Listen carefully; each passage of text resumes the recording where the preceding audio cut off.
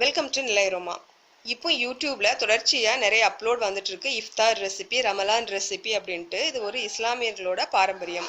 இதை பத்தி நிறைய பேருக்கு தெரியாம இருக்கும். எனக்கே முதல்ல தெரியாது இஃப்தார்னா என்ன, ரமலான் என்ன அப்படின்ட்டு.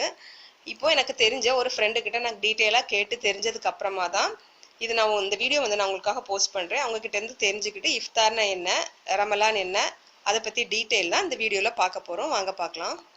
இது வரைக்கும் நெல்லை அரோமாவை சப்ஸ்கிரைப் பண்ணாதவங்க கீழே இருக்கிற ரெட் கலர் பட்டனை பிரஸ் பண்ணி சப்ஸ்கிரைப் பண்ணிக்கோங்க. அப்படியே அது பக்கத்துல இருக்க பெல் ஐகானையும் கிளிக் பண்ணிக்கோங்க. நான் எப்ப வீடியோ போட்டாலும் உடனுக்குடனே உங்களுக்கு வந்து சேரும். ரமலான் ரமலான் அப்படின்னா என்ன அப்படின்னா, இது இஸ்லாமியர்களோட மாதம். அதாவது தமிழ் மாதம் இருக்கு, ஆங்கில மாதம் இருக்கு. அதே மாதிரி ரமலானுங்கிறது இஸ்லாமியர்கள் பின்பற்றுற ஒரு மாதம். இது ஆங்கில மாதத்துல மே 5ல இருந்து ஜூன் 4 வரைக்கும் உள்ள நாட்கள், அந்த மாதத்தை ரமலான் அப்படின்னு சொல்றாங்க. இந்த நாட்கள் ஒரு நாள் 2 நாள் முன்ன பின்ன ஒவ்வொருத்தர் இருக்கிற இடங்களை பொறுத்து வேறுபடலாம். இதைதான் ரமலான் அப்படின்னு சொல்றாங்க. இந்த ரமலான் மாதத்துலதான் இஸ்லாமியர்கள் நோன்பு எடுக்கிறாங்க. அதனால இந்த ரமலான் மாதத்தை அவங்க ஒரு புனிதமான மாதமா அவங்க நினைக்கிறாங்க. அவங்களோட வரலாறு படி குரான்ல இருக்கிறதா சொல்றாங்க. அல்லாஹ் ஆணையிட்டதால நோன்பு எடுக்கிறோம் அப்படின்னு சொல்றாங்க. இந்த நோன்பு முதல்ல 12 மாதங்கள், அதாவது ஒரு வருடம் ஃபுல்லா எடுக்கிறதாவும், அதுக்கப்புறமா கொஞ்சம் கொஞ்சமா குறைஞ்சிட்டு வந்ததாகும். 6 மாதம், 6 மாதத்துல இருந்து இப்போ 1 மாதமா குறைஞ்சதாகவும் சொல்றாங்க. இந்த நோன்பு எடுக்கிறது ஒரு நாள் முன்ன பின்ன வேறுபடலாம். அதாவது பிறைய பார்த்துதான் எடுக்கிறாங்க. அந்த நிலாவுல பிறை வரல அப்படின்னா அவங்க அடுத்த நாள் நோன்பு எடுக்கிறாங்க. அதாவது ஏதாவது மழை காரணமா மேகம் அந்த பிறையை மறைச்சிருந்தா அதுக்கு அடுத்த நாள் நோன்பு எடுக்கிறதா கணக்கு பண்றாங்க. இந்த 1 மாதம் நோன்பு எடுத்துட்டு அந்த மாத கடைசியில தான் அவங்க ரம்ஜான் பண்டிகை கொண்டாடுறாங்க.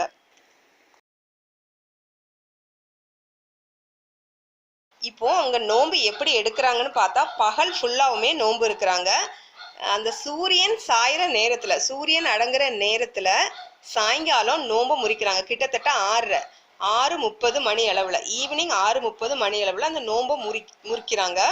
அப்போ எடுக்கிற அந்த சாப்பாடுக்கு பேரு தான் இஃப்தார். இதை ஒரு சில இடங்கள்ல இஃப்தார் அப்படின்னு சொல்றாங்க. எங்க இடங்கள்ல எல்லாம் நோன்பு திறக்கிறது அப்படின்னு சொல்றாங்க.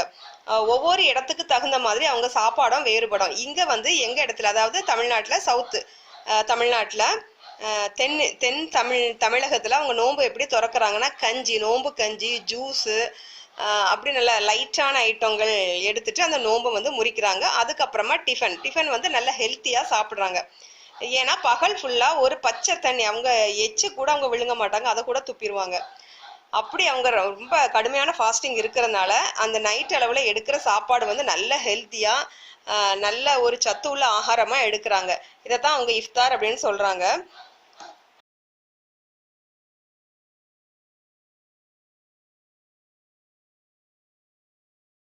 அப்புறமா இந்த சாயங்காலம் 6:30ல இருந்து 3:30, விடிய காலம் 3:30 வரைக்கும், 3:30 வரைக்கும் அவங்க நோன்புக்கு விதிவிலக்கு. 3ல இருந்து திரும்ப 4:30 வரைக்கும் உள்ள நேரத்தை சஹர் நேரம் அப்படின்னு சொல்றாங்க. அது ஒரு குறிப்பிட்ட நேரமா சொல்றாங்க. 3ல இருந்து 4:30 வரைக்கும் இந்த நேரத்தை சஹர் நேரம் அப்படின்னு சொல்றாங்க. திரும்ப 4:30ல இருந்து திரும்ப நோன்பு ஸ்டார்ட் பண்ணிடுது. இந்த 4:30க்கு நோன்பு ஸ்டார்ட் பண்றதுக்கு முன்னாடி எடுக்கிற சாப்பாடை நல்லா ஹெல்த்தியா எடுக்கிறாங்க. அந்த சாப்பாடை சகர் சாப்பாடு அப்படின்னு சொல்றாங்க. அதுக்கப்புறமா அவங்க பச்சை தண்ணி கூட குடிக்க மாட்டாங்க.